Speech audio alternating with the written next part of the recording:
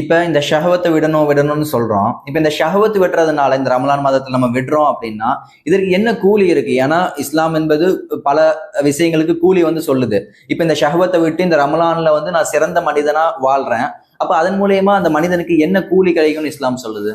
இதுக்கு ரொம்ப பிரம்மாண்டமான கூலி ரமலான்ல என்னது காத்திருக்கிறது. நீங்க ரொம்ப பிரபலமான ஹதீஸ் பார்க்கலாம். என்னது ரையான் அப்படிங்கிற சொர்க்கத்துடைய வாசல் பிரத்யேகமாக நோன்பாளிகளுக்காக மாத்திரம் என்னது ஏற்பாடு செய்யப்பட்டிருக்கிறது.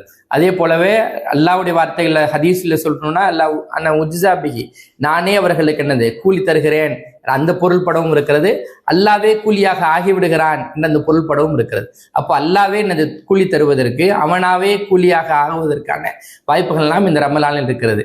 யார் என்னது ரசூலுல்லாஹ்வுடைய வார்த்தையில சொன்னா, யார் ஈமான எஹ்திசாபன், யார் என்னது நம்பிக்கையுடனும், அதே போல எஹ்திசாப்னா அது சிந்தாமல் சிதறாமல், அது களைவதற்கான எந்த வழிவகையும் விடாமல் ரொம்ப ரொம்ப ரொம்ப ரொம்ப உதாசீனம், ரொம்ப ரொம்ப அறிவார்ந்து என்னது தன்னுடைய நோன்பை யார் பாதுகாத்துக் கொள்கிறார்களோ அவர்களுக்கு என்ன குஃபிர் லஹு மா தகத்தம மின் தன்பி, அவருடைய முன் பாவங்கள் எல்லாம் இது மன்னிக்கப்படுங்கிற அந்த ரிவாயத்தை நம்ம பார்க்கிறோம். அப்படி ஒரு விமர்சையான பம்பர் ஆஃபர் ரோடு இருக்கக்கூடிய மாதமா தான் இந்த மாதத்தை பார்க்கிறோம். அப்ப இந்த ரயான் சொர்க்கமும் அவங்களுக்கு கிடைக்குது அப்படிங்கிறத நமக்கு வருது, அல்ஹம்துலில்லாஹ்.